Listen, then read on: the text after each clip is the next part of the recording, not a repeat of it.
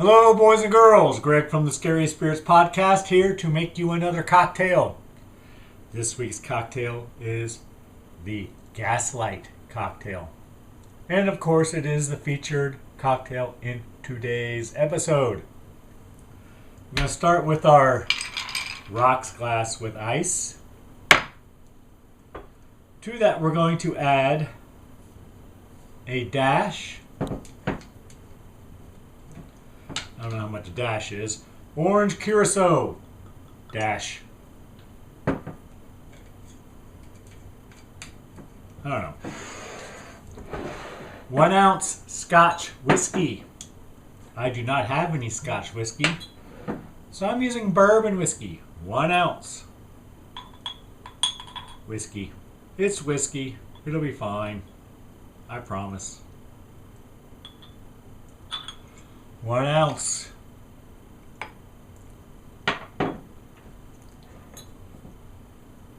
Next,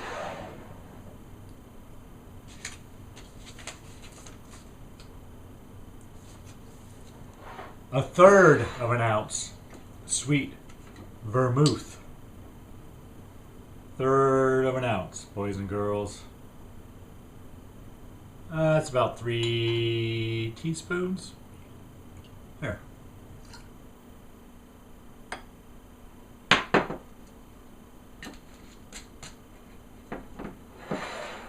And then we're going to add 2 dashes of whiskey / honey liqueur. I'm using Jim Beam honey. 2 dashes. 1, 2.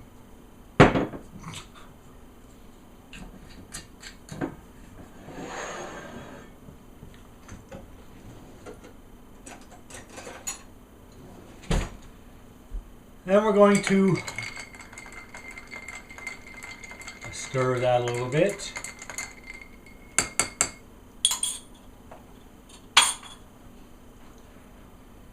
And garnish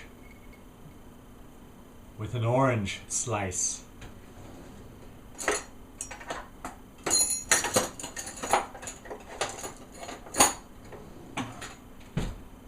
And there you have it, boys and girls. The Gaslight cocktail.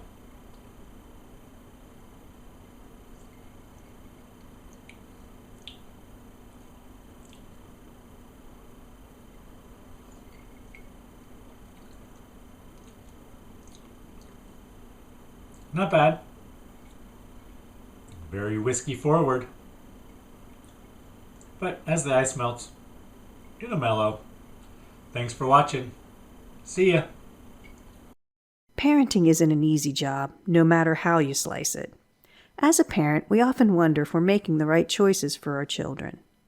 In this week's episode of the Scary Spirits podcast, The Lodge, there is so much bad parenting, it almost seems intentional. Abandoning your kids alone with their hated and mentally fragile, soon-to-be stepmom in an isolated cabin in the winter woods is just a ridiculously horrible choice. Especially if your offspring is probably a psychopath. But hey, we try not to judge. But it does bring to mind the saying, be kind. You never know what someone is going through or has gone through. That kindness might just keep you alive. Cheers. Welcome to the Scary Spirits podcast. Please be advised that the presenters may use adult language and or discuss adult situations. This podcast is not intended for younger listeners or those that may be easily offended. So, if you're ready, let's go.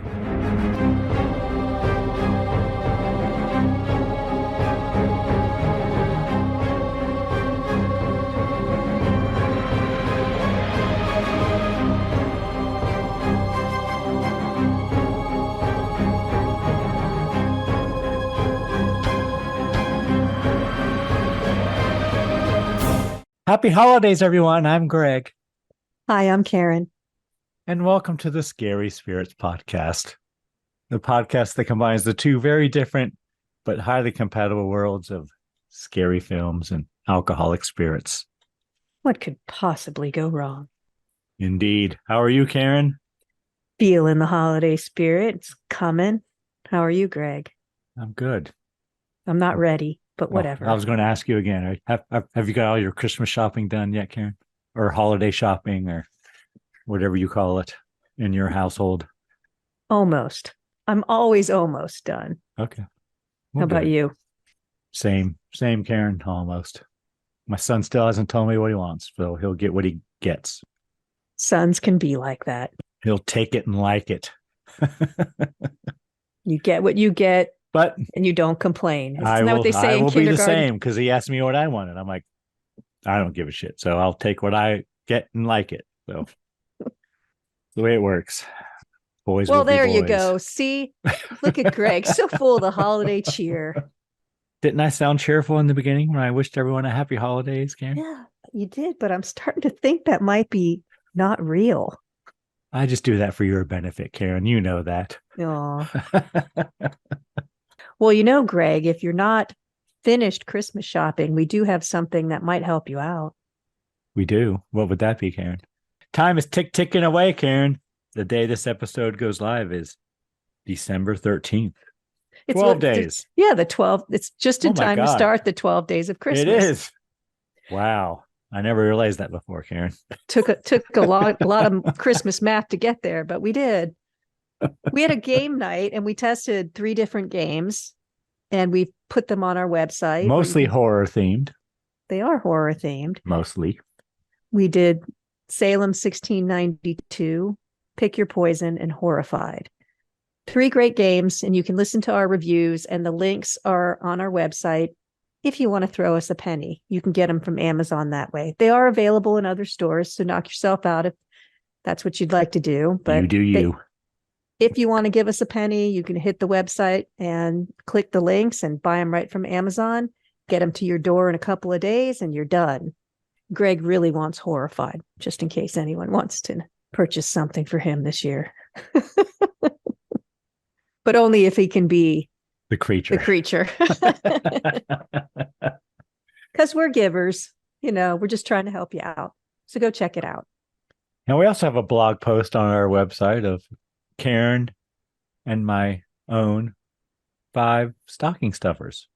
Once again, there are links there to purchase them.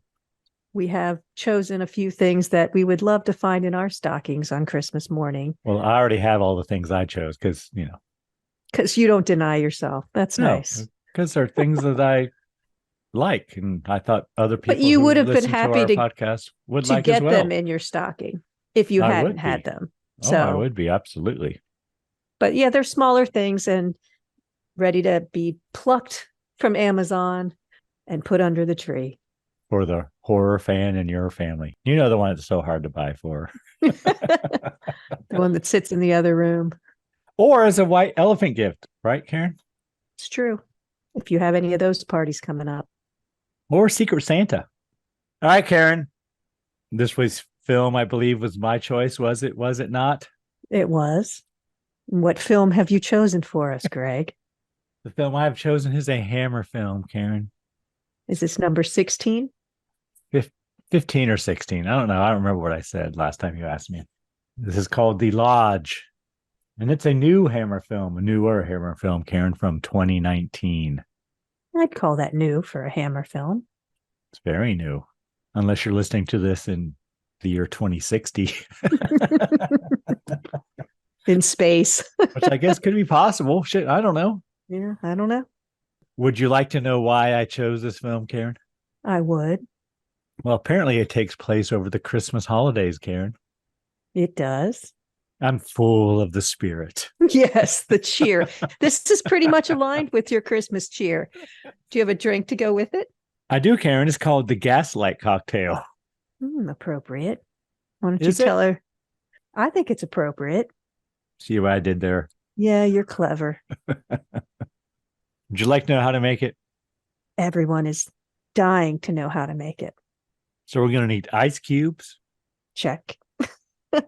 Apparently a rocks glass, which isn't in the ingredients, but they should put the glass in the ingredients. I don't, because lots of these cocktails have special glasses. But this is a rocks glass. 1 dash of orange curacao, 1 ounce Scotch whiskey, or use whatever whiskey you got. That's what I did.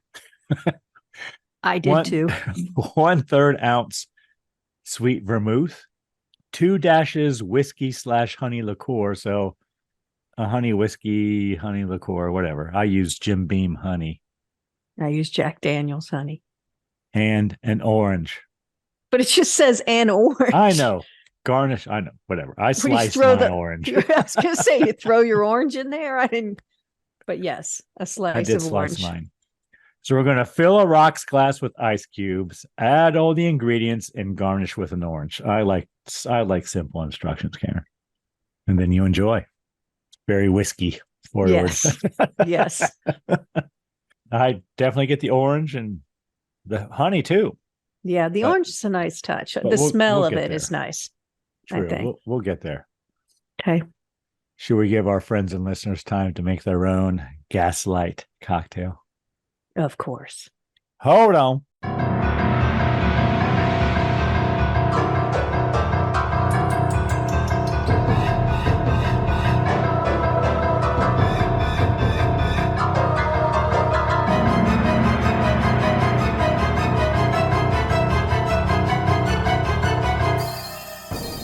And we're back. Yes, we are.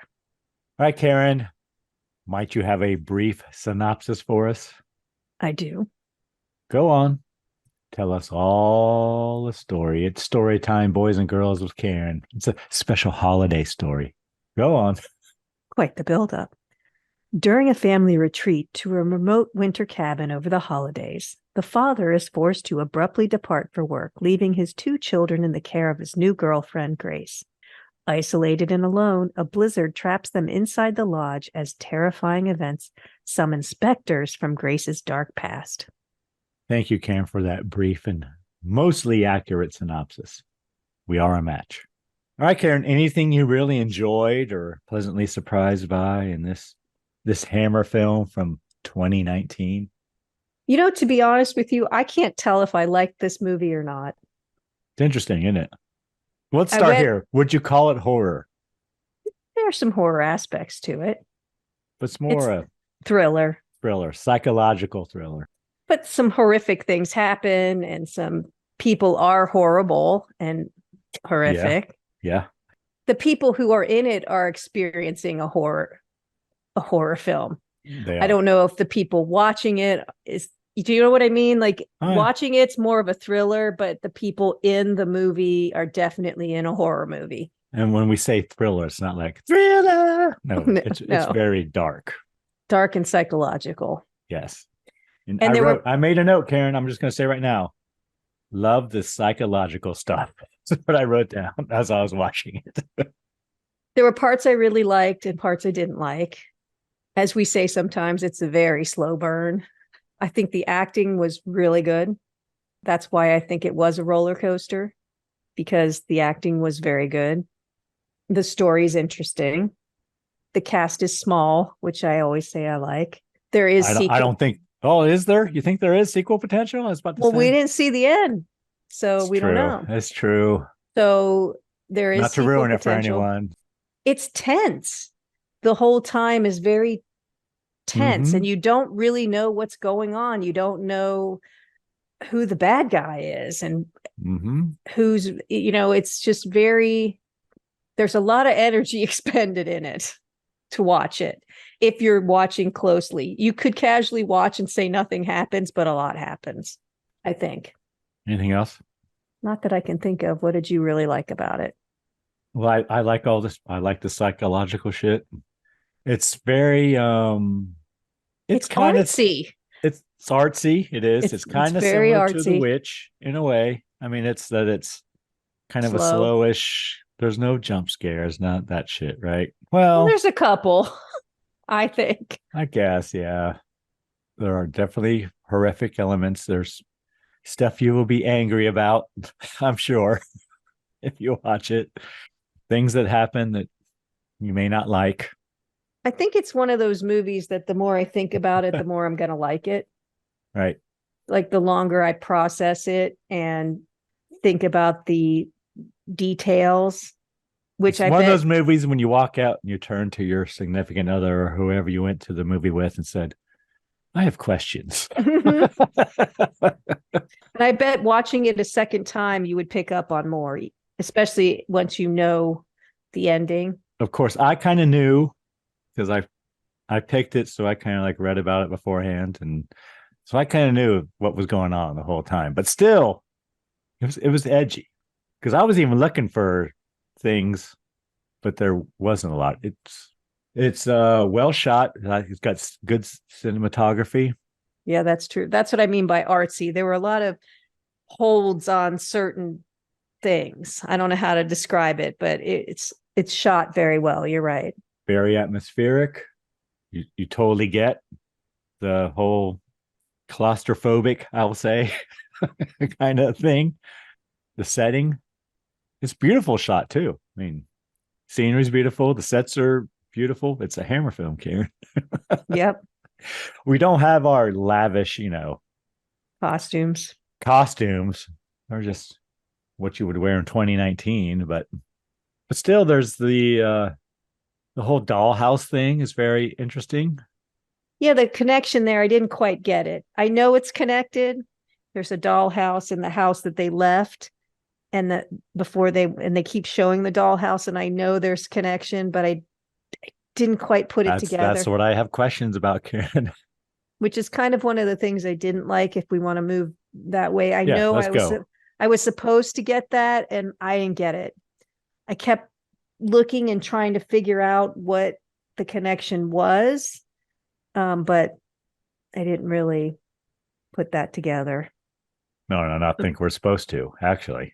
Oh, okay. I'm sure there was symbolism there, but I don't know what it was. Probably. I mean, I didn't like the fate of the dog. No, that's what I said when I said. So I'm not happy about that.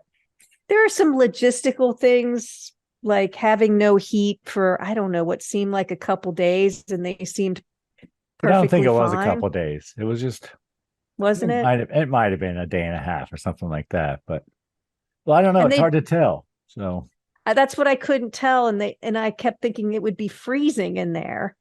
I mean, they did have, but they were upstairs. They kept going. Heat rises, Karen. I guess, but it felt like, and she left with just a blanket on her, and it's a blizzard, and I don't know, logistical things like that. But I guess if you're determined, maybe you'll be able to do that. And she was moving. It wasn't like she wasn't. When you freeze to death, it's basically when you just stop moving. But frostbite would have been a big issue. But it was just, there's a lot of symbolism in it, I think. There are some obvious things like the picture of the lots of religious symbolism in it. Yeah. And lots of religion in it, period. I think I was missing things. I felt like a little frustrated. And just like the whole premise seemed a little odd. I mean, I know why they had to do it, but the dad just leaves. He knows his kids hate this woman. He knows it. And he just leaves them in an isolated cabin together. And he had it planned from the beginning that way. Yes, it's not like he got called away like our synopsis said. He was going to leave them there. He was going to drive them up there, leave them there, and he said, and then I would come back in time for Christmas. Which it's snowy. It's the mountains. I wouldn't do that. Well, it just seemed stupid. Not only because it's my children, and it's the first time they met my girlfriend, who is my fiancé now, after their mother recently passed, right? Especially the way she passed. But yeah, they've made it clear that they made it clear to him that they did not want to spend time with her, did not want to be with her. Especially they're isolated with no vehicle, Karen. You left them with no car. But whatever, we're getting ticky-tack. Well, the whole premise, it's frustrating because the whole thing happened because he was stupid. So, yeah, this whole thing is his fault. Because like you said, he didn't even make it. They didn't even say he got called away. He could have been some sort of doctor that had a patient. But he's not. He's a writer. I know, but I'm saying, can't he fucking write remotely? I don't know. It was weird. 2019. That wasn't a thing yet for another year. So, but it was possible. People Yeah, just sure it weren't was. doing it. So I just think the whole premise that the movie's based on is stupid. But I understand you had to get them there to have everything happen. So they could have just set it up a little better to make it a little bit but more palatable. Because if I you ended take up not yourself back to liking him. 2019, that's one of my issues is not a lot of the characters are likable, Karen. No, they're not. I specifically said the kids aren't likable. Yes. And I said early on, the kids are villains. I said Yes. it early on. You can, and I'm sure you're supposed to know that, or at least wonder that. Yes. So she's the victim in the whole thing. She is. And she starts off, everybody thinks aside from the kid's mother. Right. I did find it interesting too that the actress who plays Grace, the new girlfriend, is Riley Keough, and the actress who plays the original mother is Alicia Silverstone, right? Mm-hmm. And they're very similar. Yeah, just a younger version. Yep. And maybe one's a blondish and one's more brunette, right? They're still similar. But they're very similar. I found Which that made me like interesting. the man, not more. I didn't like the dad. I didn't particularly like the kids. I didn't You like probably her. didn't like the dad from the very beginning, did you? No, well, not particularly. I did, till I realized, well, this is all his fault. And he leaves his kids there. So we're supposed to think she's the evil one, but she's actually the victim in the whole thing, turns out. Well, I'm not sure we're supposed to think that, but Well, you could see why the kids would think that. I don't think they think she's the evil one either. Oh, I think they do. Oh, In the she's beginning, sure. with their mom. That's sure, when they blame her for that. Really. Yes. Yeah, I get that, but it's really dad's fault. Of course. 100%. Men. You know what I'm saying, Karen? Men. In both instances, it's his fault. It's not, but whatever. But whatever. We're not here to We're not going to judge. blame. No, we're not judgmental. You do you. Just remember there's going to be consequences. Yeah. Just be ready to accept your consequences. It's really, overall, I think it's a really good movie. I think maybe I'm torn because maybe it affected me emotionally or something. As it, I think, is trying to do. Exactly. So I think it's going to take a little time to process is all I'm saying. So yeah, I think it's good. I agree. What kind of cocktail rating you want to give it, Karen? Unless there's anything else you want to talk about. No, I don't think we're giving it a fair shake, though. I think, I don't know how to I think we explain are. it. I think we are. Originally, when I was watching it, I thought it was a 3. Mm-hmm. But the more I thought about it, and the further I get from watching it, it's probably a 2. I agree. It's 2 cocktails. So if you watch this, just be prepared. It's kind of an emotional roller coaster kind of thing. And I like what we said. When you're watching it, it's a thriller. But if you were in the movie, it's definitely a horror movie. If you picture yourself as any character in the movie, you're in a horror film. Yeah. If you like films like The Witch, and if you are listening to this, you probably know what The Witch is. I would say see it if you haven't. It's a Hammer film, for God's sake. I've not heard of it. Did it come out in the theater? Don't know. Sure it did. Well, if you're sick of Frosty the Snowman and Rudolph the Red-Nosed Reindeer and Santa Claus is coming to town, this will break it up for you. The film had its world premiere at the Sundance Film Festival in January of 2019. And it made its East Coast premiere at the Philadelphia Film Festival. It was delayed until February of 2020. It was given a limited release in Los Angeles and New York. And it eventually expanded to 320 theaters in February of 2020, February 21st. So 3 weeks after its initial release in LA and New York, it went to 320 theaters in the United States, which I don't think is a lot, Karen, in the great scheme of things. Doesn't seem like it, we got 10 right here in my town. So fairly limited release. Didn't make a ton of money because of that, but doesn't mean it ain't worth a watch. Before we go on, I'm going to ask Karen, do you know what gaslighting is? The definition, or do I assume you do know? because you thought my cocktail was clever. Do you have a definition? Oh, I definitely do, Karen. I know what it is. I've experienced From it psychologytoday.com. more often than I'd want to admit. Gaslighting is an insidious form of manipulation and psychological control. Victims of gaslighting are deliberately and systematically led false information that leads them to question what they know to be true, often about themselves. They may end up doubting their memory, their perception, and even their sanity. You've experienced that. That's what you're telling me, Karen? Not on a huge level, but yes. Okay.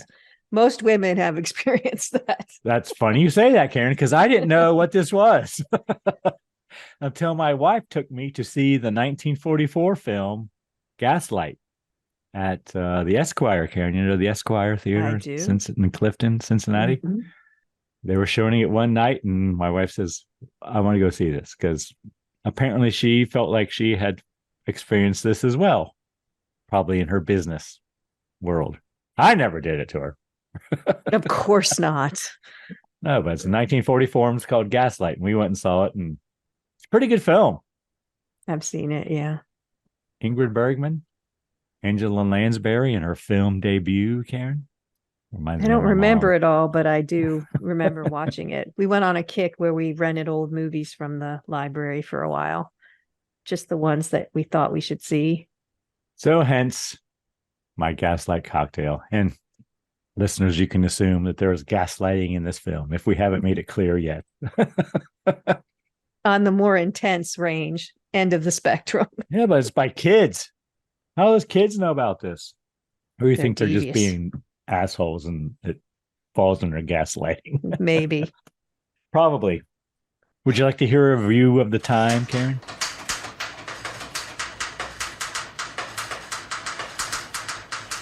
Yep. What does Critics Corner have to say? Well, first, I'm going to tell you that it has a 75% approval rating on Rotten Tomatoes, a 6 out of 10 on IMDb. So what do you think those Google users say, Karen? 92%. 57. What? I know, right? I'm surprised by that. Crazy. I think because it's so Because it's like atmospheric, in your artsy. head. Yeah. And yeah, there's a lot you have to take in. And it's Google. slow. And I bet a lot of people give up on it. Right. Google users got no time for that shit. Apparently not. So the review I have is from RogerEbert.com. But it's not by Roger Ebert, Karen. It's by Monica Castillo, freelance writer, dated February 7th, 2020. So basically when it was released in LA and New York. And I am paraphrasing as usual. In movies, stepmothers always seem to have a rough go at joining a new family. They tend to be the villains of a story, arbiters of cruelty and unwanted change, a character perhaps best personified by Disney's Cinderella. Should the poor soul actually want to connect with her new family, she has the impossible task of facing many emotions and prejudices against her. She will likely already be seen as the enemy by default. Although not officially a stepmother yet, Grace wants to take care of those hard feelings against her as soon as possible. She volunteers to spend more time with her boyfriend, Richard, and his children, who are still mourning their mother's suicide months ago. Over the holidays in a remote cabin. Predictably, they reject her, but when their father has to leave them in her care, the brother and sister team decides to show her how they really feel about Grace's connection to their mom's death and her checkered past in a cult. Unfortunately, Grace loses her grip on reality and falls into an ending that seems too cliche, too simple for what the movie looked like it was set to deliver. The kids are fiercely protective of their mother's legacy, and most of the movie sides with their point of view. I don't know. For Grace, their mother's presence haunts the lodge both in spirit and through Catholic iconography, perhaps driving her to feel guilty about ruining the parents' marriage as the children see it, leading her to suicide. There's also the added torture of all those crosses that bring back awful memories from Grace's cult days. There is much to admire in the lodge, especially when it comes to Riley Keough's performance. Her stoic face is too difficult for the children or audience to properly get a sense of her intentions. Does she really want the chance to bond with them, or is there something more nefarious behind her muted expressions? But as the twists and turns begin to unravel, the niceties wear off, and Keo brings an appropriate amount of unpredictability to the part. The setting of the lodge is claustrophobic, and the expansive outdoors seals them in with a snowstorm. Through the lens of the cinematographer, the woods looks a little too dark, the angles seem too sharp, and the light outside more bitterly cold than normal. I disagree. There's something off about this place, as if none of the characters should be there at all. No matter how brightly the fireplace burns, the lodge never warms up. Overall, the directors perhaps play things a little too safe with the lodge, not straying too far from a formula they know has already worked before. The lodge is more disturbing than scary, with its eerie ambience and chilling plot handling most of the scares. The film's terrors come not from an outside or supernatural force, but the cruelty that even children can carry. Agree? Disagree? Pretty Some good, of both? I think. Yeah, no, I think it's pretty good. Some of both, I think. Agree with some, disagree with some. All right. Are you ready to get into it, Karen? Let's go. The Lodge from 2019. Rated R. Nudity, violence, foul language, sexual content. Was there sexual content? Once again, not enough. There was nudity, but there was No. barely sexual content. No, I agree. Yeah, nudity and sexual I content guess a little. are two different things. There was a tiny bit. Was there? Well, yeah. Not enough to even mention. So anyway, film starts and we have credits. So we see what appears to be a deserted house and a handgun on a table. And then we see a doll and we zoom out and we learn it's a doll house we were looking at. Everything's a miniature, Karen. That's part of the artsiness. And we hear a mom, I guess, calling for her kids. Yes, Aiden and Mia. And she's getting frustrated. She can't seem to find them. They obviously have somewhere to go. And Mia's crying. No. Someone's crying. So the mother is getting ready to go somewhere. She's curling her eyelashes with an eyelash curler, and she starts crying when she's in the mirror. That's right. Mom is crying as she's putting her makeup on and getting her face on. So then we see, I call her Alicia, but Laura. Then we see Laura, as we learn her name is, or Dewey, I don't know, putting on lipstick as she drives. Karen, you ever do that? You ever drive and put on makeup at the same time? No. Okay. And Mia asks if she will be there. That's what she says. Will she be there? And yeah, because she doesn't look happy that her mom's putting on lipstick for some reason. And then she wants to know if she's going to be there. Damn, Karen. That's something only a woman could see. The mom says no, she's not going to be there. I didn't even perceive that. Oh, you didn't get the look? I get it now. Yeah. Now that you hit me over the head with it, Karen, that's what it takes with us men. So then Laura takes the kids to see their dad, and he sends them to get candy so that he and Laura can talk. I wrote, apparently they're separated. Yes. And dad wants to finalize the divorce. And his name is Richard. So you're seeing that they're obviously separated. He's having Alka-Seltzer, and for some reason we have a close-up of the bubbles on there. And never do see him drink it, though. No, and he says she's not here. And so then he asks if she'd like tea or coffee, and she smiles because she isn't there and says, I'll have a coffee. But then she sees her leaving through the back door, back garden. So and Richard also makes a note to say it's instant coffee. They've given it up. So that's even more of a thing where maybe they had coffee, but no, he doesn't. And she looks like, as soon as he says, would you like a coffee? She gets this whole change in demeanor and she's happy. And then like maybe things are going to be, she obviously wants to get back with him. And then he says he's going to marry Grace in September. And she looks not okay. But she says okay and walks out, Karen. Yes. She smiles at him, says okay, and leaves. Doesn't even drink her coffee. Then we cut to her drinking wine in a glass. And why do people She's making sure everything in the house is tidy first. She's tidying everything up in her house, and then she sits at the table and has a glass of wine. Why do not people fill up their glass with wine? Why do they only pour little bits in the wine glass? It's supposed to help it breathe. Yes. Okay, whatever. Although red wine has to breathe more than white. I don't know what she was drinking. I didn't notice. She was drinking red. So yeah. She just filled a little bit, and she took a couple sips, but there was still wine left, so I'm not even sure she was drinking it. But she has a little wine, and then she eats a bullet, is what I wrote, Karen. Yeah, I wasn't expecting that to happen. I just have, wow. It looked like she was having a glass, she took off her necklace, and then, yeah, that was a jump scare for me. I didn't expect it. I barely saw what she pulled out of her purse before it all happened. Well, when she took off her necklace, I'm like, uh-oh. Well, she gone. And we didn't talk about the effects, but they're okay. But wasn't as much blood as I thought there should be. Not really realistic. So then we're at a funeral, her funeral. And during the funeral, they released black balloons. And I wrote, I like that, Karen. So remember that. It's not a good thing to do, though. It kills wildlife. Okay, Karen. It does. They eat it and they die. So don't do it. Just release one, not a bunch. Such a buzzkill. I am. Don't you remember? Did you ever release? Well, you went to Catholic school, so I don't know. Did you release balloons with your it's a terrible thing to do. Card and see who replied and had the balloon and went the furthest? Yeah.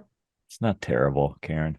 It is. I'm telling you. Yes, it is. Look it up. It's horrible.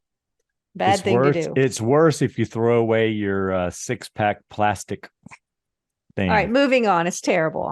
You're not gonna talk me out of it. So she's inconsolable. Plastics and rubbers are all terrible. All right. So Mia tries to release her balloon, but she's got her doll attached to it, and it falls right back down. And the doll was dressed like and looks like the mother, as it does throughout the film. I think. Yeah. Which I just now understood. And she rips the doll off and sends the balloon skyward. Yeah, because when they're in the back of the car, when they're going to their dad's house, the brother says, how did you get it to look just like mom? It's wearing the same dress. It's got the same haircut. It's kind of like a Barbie doll. It's not quite a Barbie doll, maybe more like a Skipper doll. And then we see Mia very upset because she's afraid her mother will not get into heaven because she's a suicide, Karen. So she's been apparently brainwashed. But Dad tries to console her, but she is unconsolable, I wrote. She is. Her brother keeps saying she won't get in. She won't get in.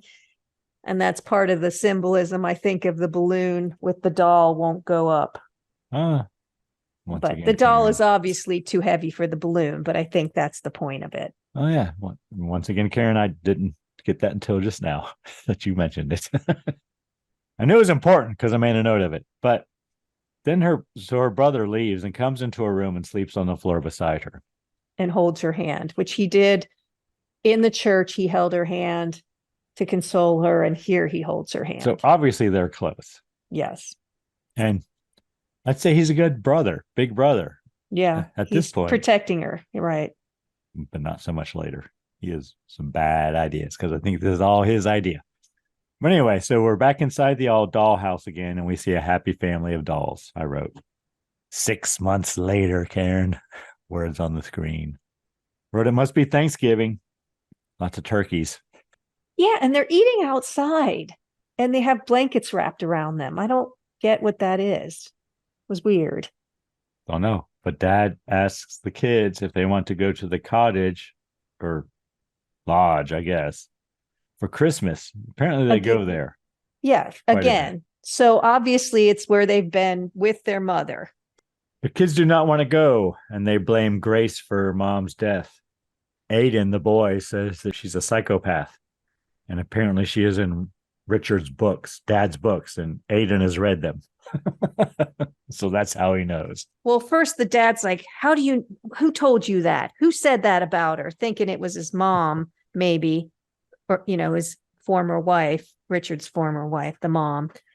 But he just says, well, isn't she in one of your books? So then we see the family having Thanksgiving dinner without Grace. Yeah, Grace comes over and then Richard tells her to leave, I think. And Mia gives her doll a plate as well. They're eating lasagna Mm-hmm. for Thanksgiving. And green beans and peas, I think. peas. Yeah. Whatever. So then we see the kids looking up Grace on the internet, Karen. Well, he does tell them that he's going to marry her.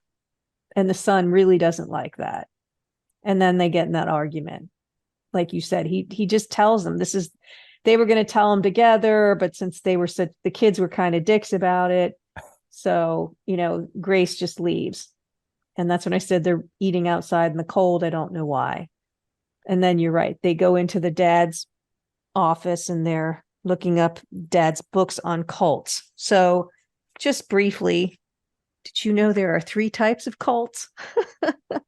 Is that it, Karen? Well, there are several different types of cults. I can think of a ton more, but go on. Types of cults that function in slightly different ways. Despite these differences, cults can be dangerous and harmful to people participating in them, and in some cases, to people outside of them. There are religious cults, political cults, and self-improvement cults. Those are the 3 general cults. I hadn't thought about that, but I bet there's more. Well, there are more, but they generally fall into one of those 3 categories. Okay. You can name a lot of cults, but most of them fall into one of those 3 categories. I would agree, probably. Maybe some of them would be a stretch, but you could. I think that pretty much covers it.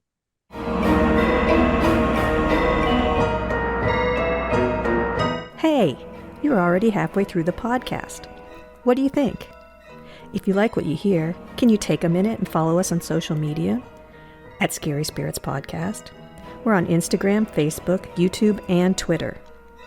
Thanks so much for listening. Now let's get back to the show.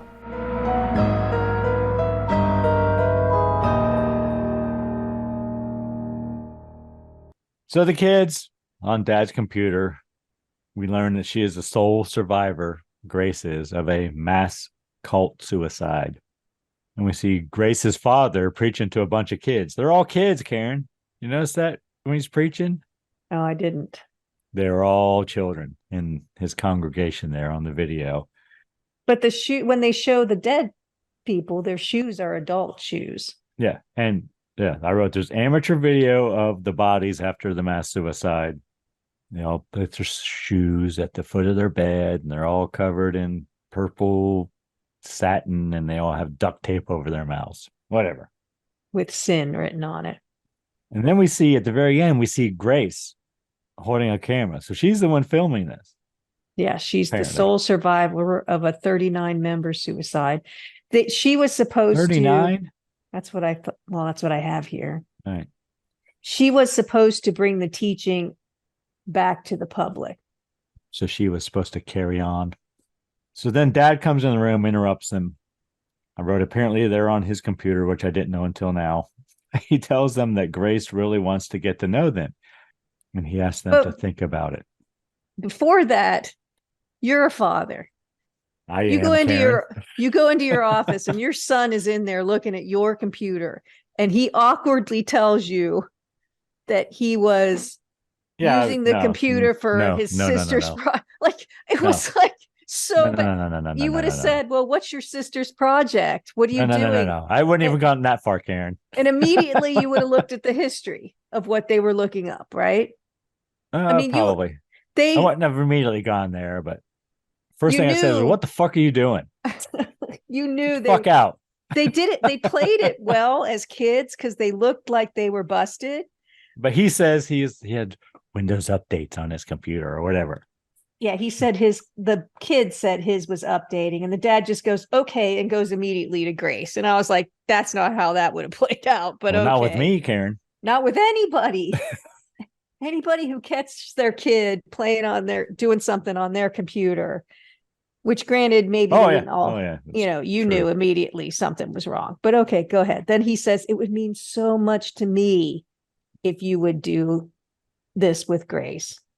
But I'm thinking, it's fine if they want to go somewhere with Grace, but don't go to the same place you've gone with your wife and their mom every year for Christmas. Find a new place, start a new tradition. That's just crazy to do that. And you think, it's just coming to me now, Aiden, what is he, 12? Maybe 13 or 14. It's hard to tell. But he's on to say, hey, Dad, really? Is that what you want to do? You want to take us all to the Yeah, he could have. lodge? I don't want to go where mom was. Right. With the person I blame for mom's death. Right. But whatever, he doesn't. How the father whatever. couldn't see that, whatever. Okay, Whatever. Go ahead. So next we see the kids playing with the dollhouse. Very short scene, apparently. Because the next thing I have is they pick up Grace and her dog. I said, oh, she's got a dog. Damn it. That's never good, is it, Karen? For the dog. Nope. And she says hi, but they are very cold to her. So apparently this is the first time she's ever met him. Which is and he stupid as well. He it's gets the first a call. time you ever meet him is you're going to go to a house? Well, and he gets a call and immediately gets out of the car. And leaves them alone. Doesn't introduce them, nothing. She has to introduce herself. I was mad at him then. I'm like, what are you doing? Call back. Take a minute. So they're driving to the lodge, I guess, and then we see Dad being openly affectionate with Grace on the ride, rubbing her thigh, Karen. And it's a long ride because you see they keep traveling. Then they stop for gas. The kids are asleep. It's a long way away. They arrive at the very remote lodge, I wrote. Yes. Which is my way of saying it's a far away.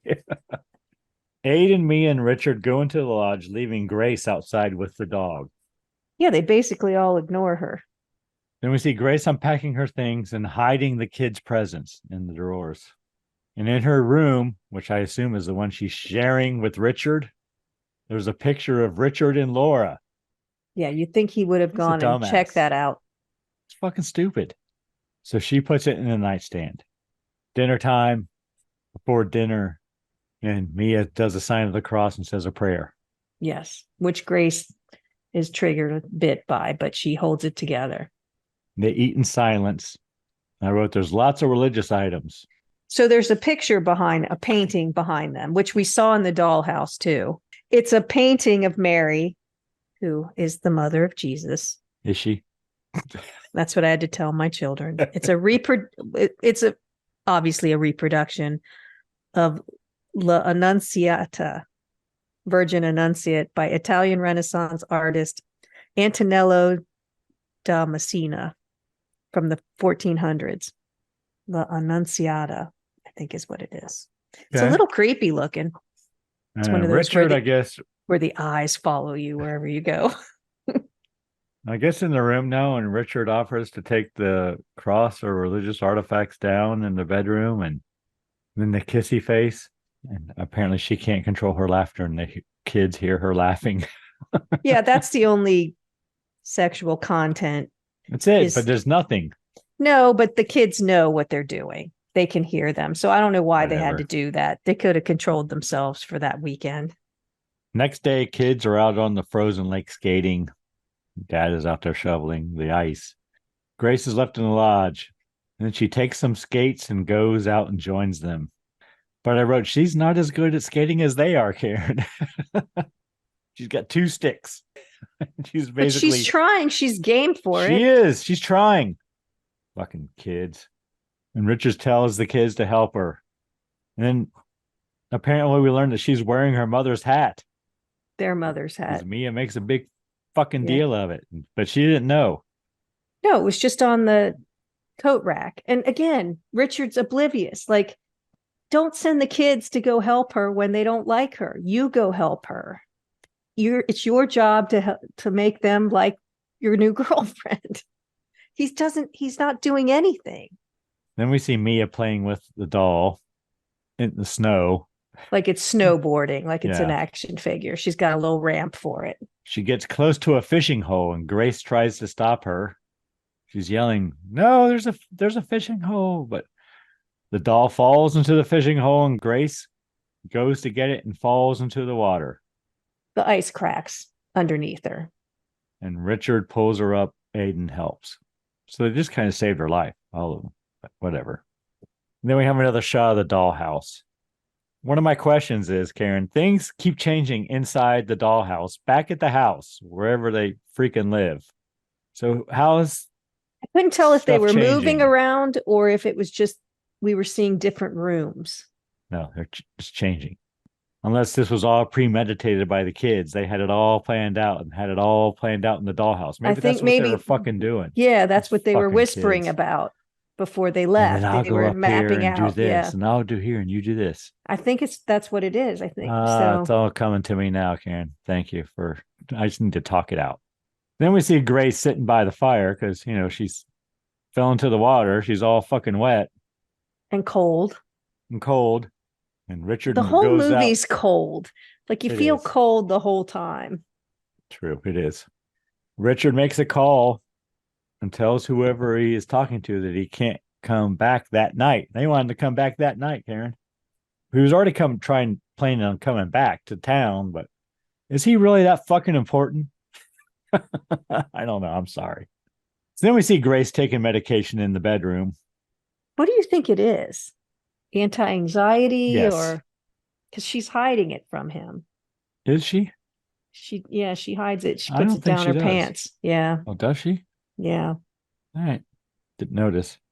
You think I would notice a girl putting something down her pants, but no, I didn't. The back of her pants. Richard comes in and tells her he doesn't think he should go back to the city. She assures him that she can make it a couple of days with just her and the kids. But Richard shows her the gun safe and teaches her how to shoot just in case something happens while he is away. It was just so weird. She can manage a couple days. Here, I'll show you. Here, you're going to need a gun. Why would she need a gun? Right. You don't need a gun. I don't know. The combination is 1, 2, 3, 4, 5, 6. Here's the gun. Let me she show you already how knows to shoot how it. to shoot. But no, she's fine. She knows how to shoot Handle it. herself with a gun. She has handled a gun before, I wrote. She knows exactly what she's doing. Then Dad leaves in his Jeep Wagoneer, Karen, which I thought was kind of dated for this film, 2019. Well, you need a 4-wheel drive to get up there, though. He leaves and says to the kids, be nice. And he just leaves. And then she goes upstairs and tries to get them to come down and decorate the house. And they don't respond. Nope, I wrote they locked themselves in their room. And so she goes downstairs Little to bastards. decorate. So she's decorating for Christmas. And then we see Grace talking to Mia, apparently the next day, about what she wants for Christmas. And she would like a dog. And then Grace tells her a little bit about her background. Yeah, she always wanted a dog too, but her dad wouldn't get her one because her dad was really into the Bible and there's no presents in the Bible. So I'm not sure what kind of dog. Some kind of terrier. I know that. I think it's a Havanese. If you want to guess where they are, they're average intelligence. They're cute little dogs. Do you want to guess where they're ranked? I'll tell you they're between 50 and 100. I'm going to say 65. They're 79. I was going to go It says 75. they may not be the fastest learner, but they're smart in other ways. Not only are they great at learning from past experiences, but they're also excellent at reading human emotions. Not 100% sure that's what the dog is, but it's pretty close. Could have been an Australian terrier, actually. Come back from the rabbit hole. So did you notice when they're talking about this dog that there looks like there's some sort of Krampus statue sitting there? It's a small statue right next to them that has horns and it looks like it's holding up a decapitated head. I don't know what it is. I did not notice. But she's talking about what kind of dog she wants, and Mia wants a bulldog. Her dad doesn't want her to get one. But Grace says, well, maybe if you take good care of your sea monkeys, he'll let you get one. So, there's sea monkeys throughout yes, this thing. There are sea monkeys. They're little shrimps. Brine shrimps or whatever. Yes, they're brine shrimp sold as novelty aquarium pets. They were developed in the United States in 1957 by Harold von Braunhut. They're sold as eggs that you add to water. And you can still get them. They end up growing 1/2 inch to 3/4 an inch in length. Occasionally, they grow to an inch, although this is rare. They last about a year, but some say they've had them for as long as 5 years. You can still buy them today, as I said. They come as kits with their own little aquarium. So then Mia shows Grace the gift they made for her dad. And it's a video all about their mom. Yes, and everything they used to do at the lodge. Grace leaves. As you would. Aiden's still locked in his room, apparently, I wrote. She did Grace. watch for a while, but then she left. Grace tells him she is going to make something to eat if he is hungry. Then we see Grace sitting at the table eating by herself, facing religious imagery, that fucking painting you were talking about. She gets up and sits on the other side of the table and removes the painting. Then we see Grace taking a shower, Karen, and we see 2 bare breasts. And someone has written "Mom" in the mirror with the heart around it, so it fogs up and she can read it. And then she's looking in the mirror and we see Aiden in the background. Yeah, he's watching her. Snooping. Well, watching her shower. Boys will be boys, Karen. But then Grace goes to check on him, and there's lots of candles, and she blows them out. I don't know. Well, he's made some sort of altar to his mom. The doll's there, the hat is there, and the candles are burning. Grace goes to check on the kids and has flashbacks of the cult suicide ? I wrote. I don't know. Has to do with the candles and stuff, I think. And then she wakes up on the floor. Well, we do see that the dog, which he's downstairs, they gave him a bed. He's whining and barks like something's going on, but he stays in the bed. And I was like, if I was her, I would have taken the dog upstairs with me. I don't understand why the dog's down there by himself. I don't understand why the dog was down there in the first place. But if the dad's gone, take him upstairs. But yeah, she wakes up on the floor. Free reign of the house. She wakes up on the floor, and apparently the presents are missing, ? I wrote. Yeah. But then she finds them in another drawer. Is that what happens? No. She opens another drawer, and there are presents in there. Oh. No, she put them in the drawer earlier. Yeah, but then she looks in the drawer where they were, and they're not there. But then I feel like she goes to another piece of furniture, opens them up, and the presents are there. Oh, I think I thought it was a suitcase, because now it looks like someone's gone through her things. Someone moved the gifts. Yes. And put them gifts in her are moved. suit. Yes. And that's now what's Mia's important. doll is with the gifts. And Mia knocks on the door and says her doll is missing, and it appears to be in the drawer with the presents. Yeah. I thought it was a suitcase, but whatever. They're all together. So they pretend to look for it everywhere. But then they find it in the dog's bed. Well, she blames the dog. So she knows Right. She has it. It's upstairs in her room, but she doesn't remember putting it there. So in order to cover for that. Well, maybe it was fucking Mia. She doesn't know why it's there. So rather than say it's in my room, she blames it on the dog. She also takes some more medicine at this point. And then she goes outside and calls Richard, leaves a message on his voicemail. Tells him how everything is fine. Yep, everything's fine. So then she's making sandwiches, and she offers to make Aiden one. She yells to him, but he ignores her. Well, he's reading with his headphones on, but at least he's right there. He's downstairs now, though. And she confronts him, and it's very awkward, I wrote. Aiden doesn't want to talk to her, but she calls him out on watching her in the shower. Oh, you don't want to talk? You just want to watch me in the shower? But she's trying. She's like, what can we do to make this better? What can I do? We're here together. Well, she says stuck in this place together. And then she's like, I didn't mean to say that. We're here together. What can we do? And he's just brushes her off.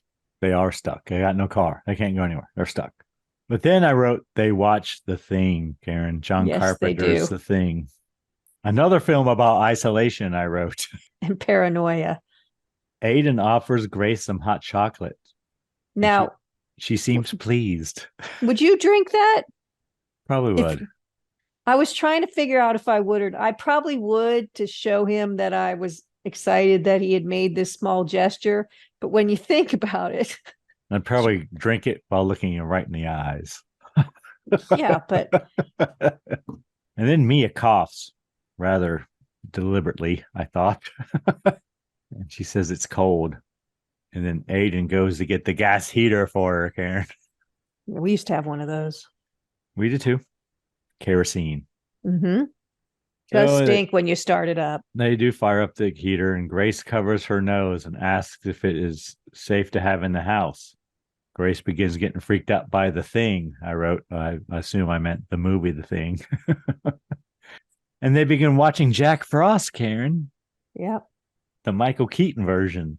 Yes, a much. Probably not the one we will be doing later in January. No. Maybe. No, I see Grace outside in the snow, and I wrote, "Is this a dream?" Yeah, she's out on the ice again. And She's laying in the middle of the ice pond, and it starts cracking underneath her. And right here I have time check, half over. Not because I was dragging, but because I was curious. So there's no footprints leading up to where she is, and she's in the middle of this white expanse, and she hears that everybody knows that crack sound. When the ice is starting to crack, it's not a good sound. So Grace falls under the ice, and there are hands below her grabbing her and pulling her down, apparently. Is it her dad? It appears to be her father, I wrote. Yeah. And then she wakes up on the floor. It's just a dream. So she checks her phone and it's dead, even though apparently it's plugged in. And power appears to be out at the lodge. No water either. Pipes frozen, ? I wrote. Grace wakes up Aiden and tells him to check the generator. All the decorations are gone and there is no food in the fridge. Grace asks Aiden if this is a joke. Grace tells him she's going to go to her room, and when she comes back, she expects everything back in its place.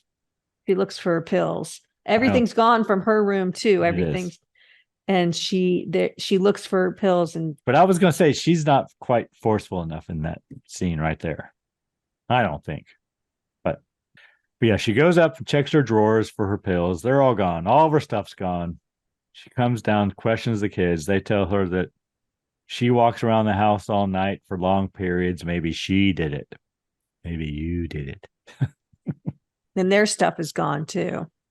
Everything's gone. But then she searches the kids' room for her things. And Mia's doll is missing as well. And the dog is missing, Karen. Yep. And they search outside for it.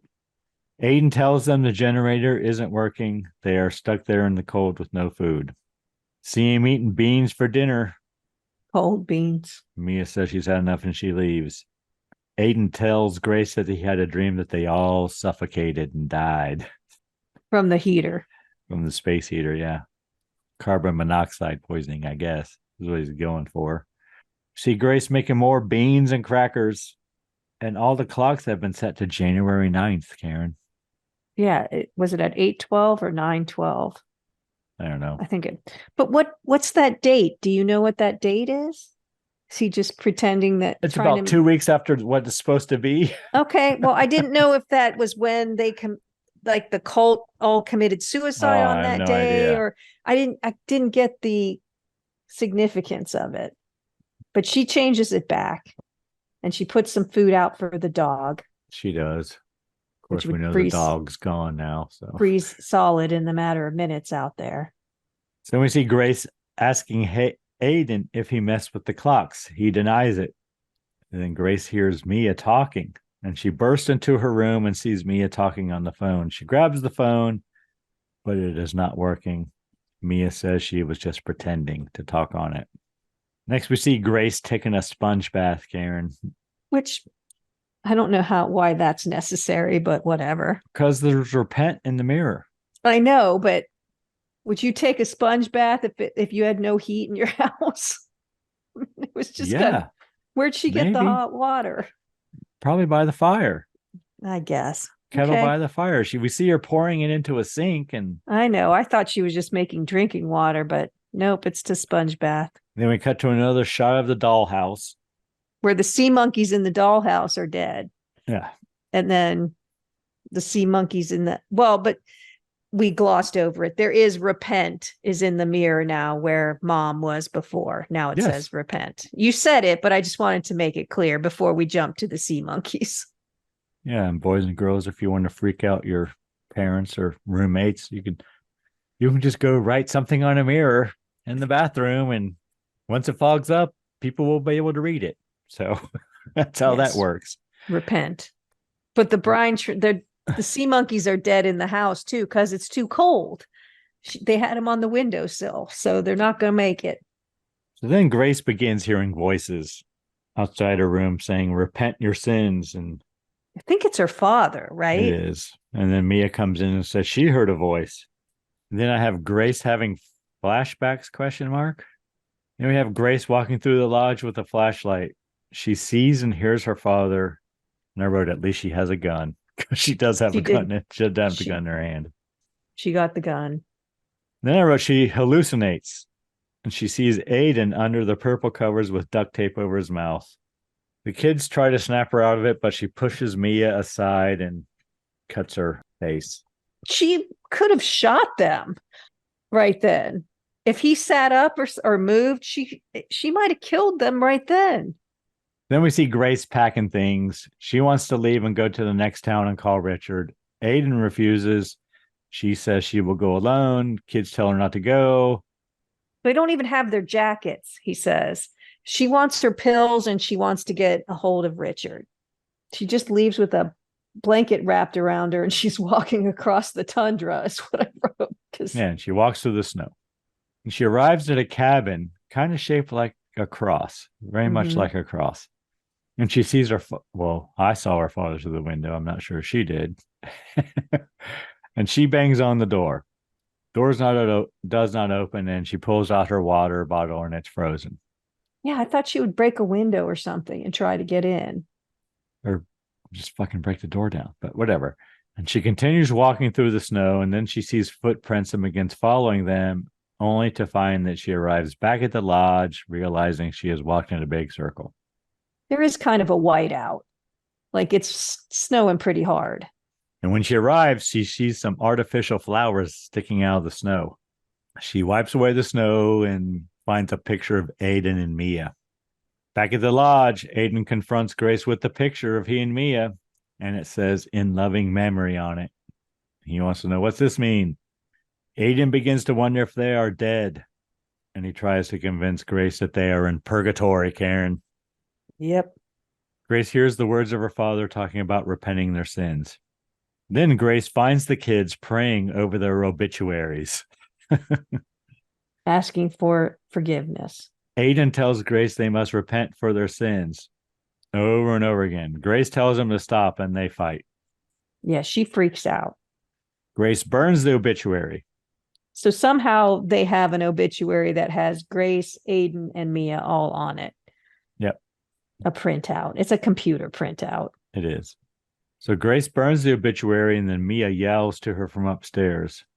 And she runs upstairs to find Aiden hanging in the attic. Because he says he's going to prove they're dead. It. Yeah. They're dead. We're already dead. We're already dead. We can't die. He looks at her and says, "Can you see now that we cannot die and we are already dead? We need to repent." He tells her to confess and repent. So then we see Grace praying. She keeps hearing her father's voice telling her to repent her sins and to confess. Yeah, she's like kneeling outside. Is this when she's going in a circle on the ice? Yes. On her knees?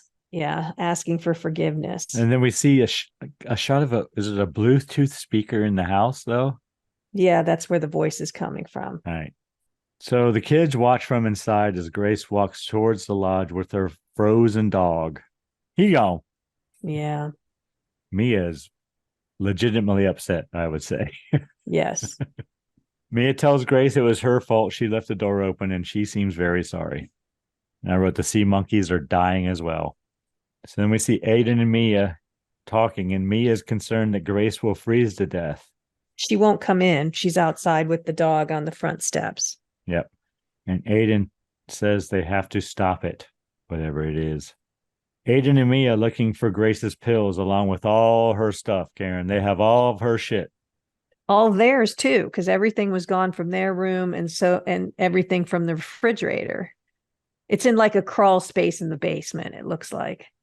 So they go outside and try to get Grace to come inside with them. They tell her this is too cold. Aiden tries to tell her that they were just pretending. He tells her none of it was real. But Grace tells them that we are all sinners. And she begins reciting the Lord's Prayer, Karen. Yep, the Our Father. Aiden tries to get the generator started, but it ain't coming on, Karen. Yeah, that's karma. Which I did. So at this And he point, don't know what to do now, I wrote. I started to think, how cold? I mean, it's got to be cold, right? And I was thinking, well, I just wanted to We know. don't know where they are exactly, but Well, but it's a blizzard outside, and the windows, every time she's looking out the window, there's more and more ice on it. So, how long will my house stay warm without power? And this is just the average home, but that was a cabin. So, I don't know if it has the insulation that an average home would have. I would think it would because it's up there in the snow. The average home will stay warm for 8 to 12 hours after the power goes out, which I thought was pretty good. After the first 8 to 12 hours, most homes will experience a gradual cooling over the course of the next couple days. They were burning a fire for a while, but then it's out. So they're not heating.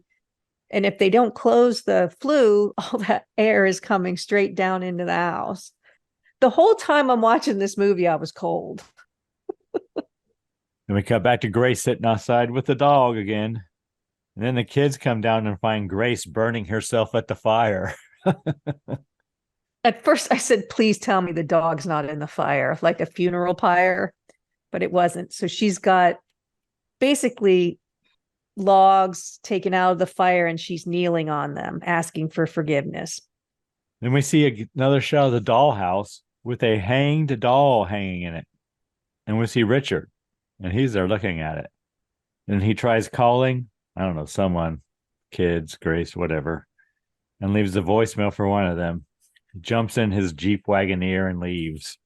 Apparently, he's got lots of free time. He can just hang around the house, Karen. I know. Wow. Well, his kids and his new girlfriend are up there struggling to get along. Whatever. So we see the kids in the attic. Mia goes downstairs. She has to pee, but Aiden doesn't want her to leave. He says, just pee in the corner. But she goes to the bathroom. Grace startles her. She goes upstairs to the attic. Again, the kids try to convince Grace that they're not dead. Grace tells them they need to sacrifice something for the Lord. And Grace burns Mia's doll.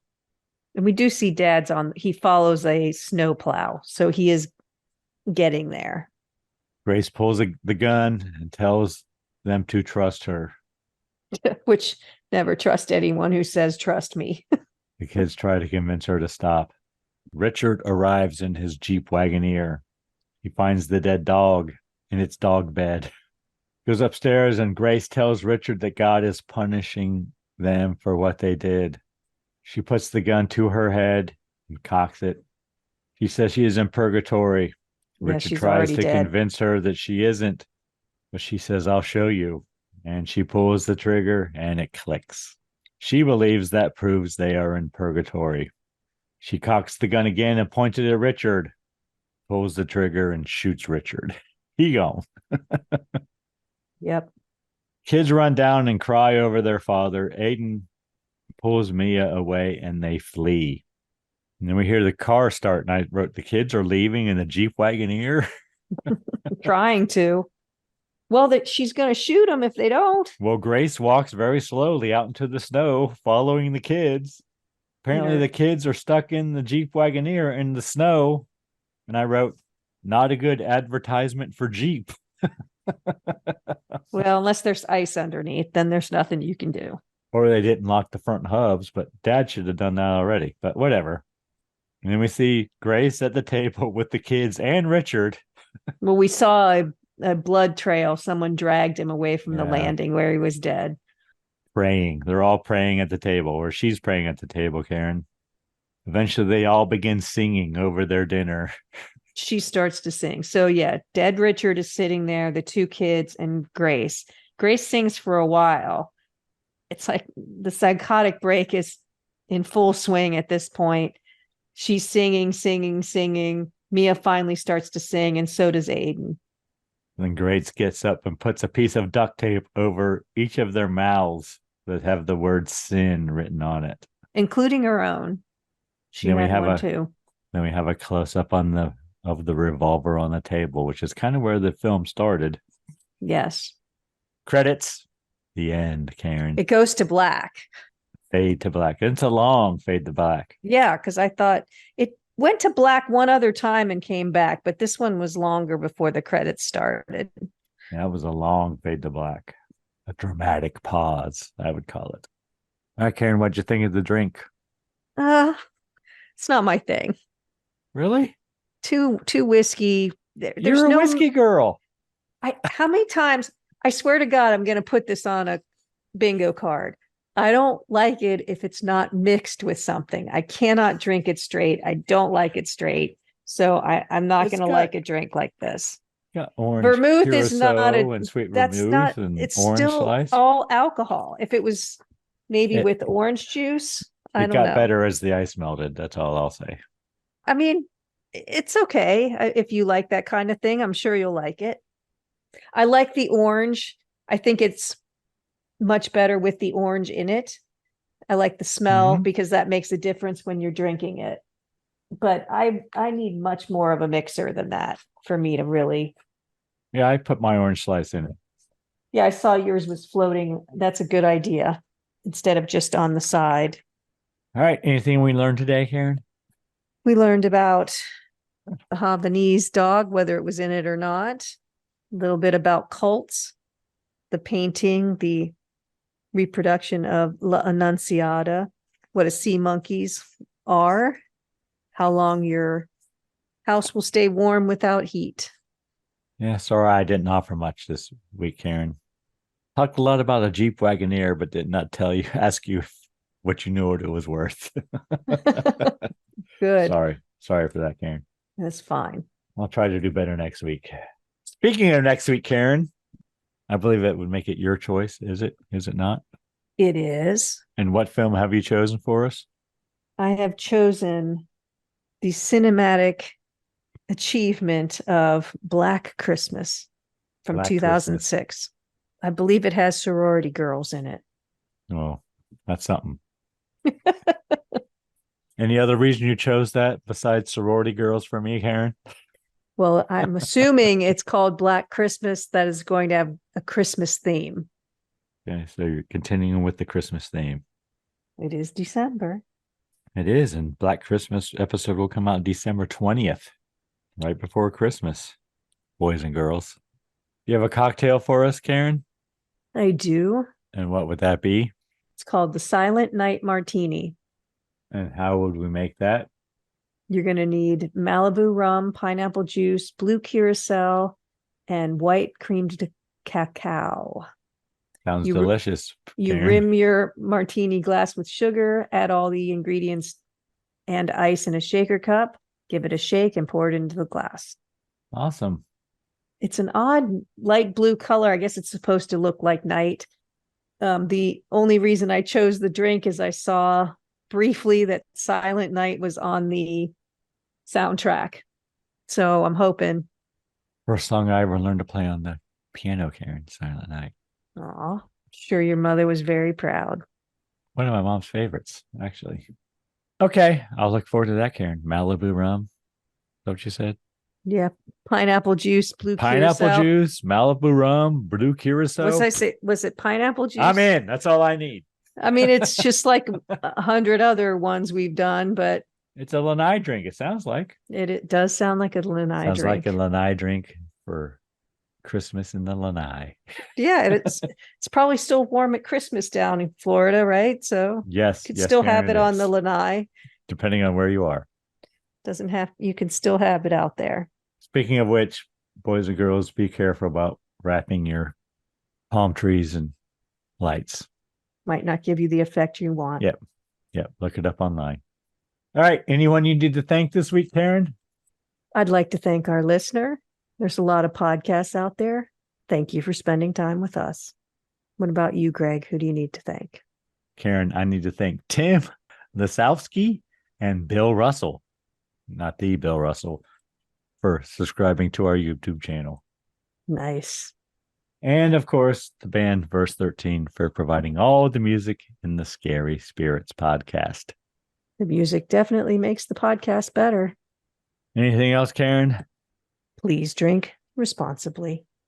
Yes. Hey, it's Karen, and I'm here to talk to you about getting social with us. Did you know you can follow us on Facebook, Instagram, and YouTube at Scary Spirits Podcast? Or check out our website, scaryspirits.com.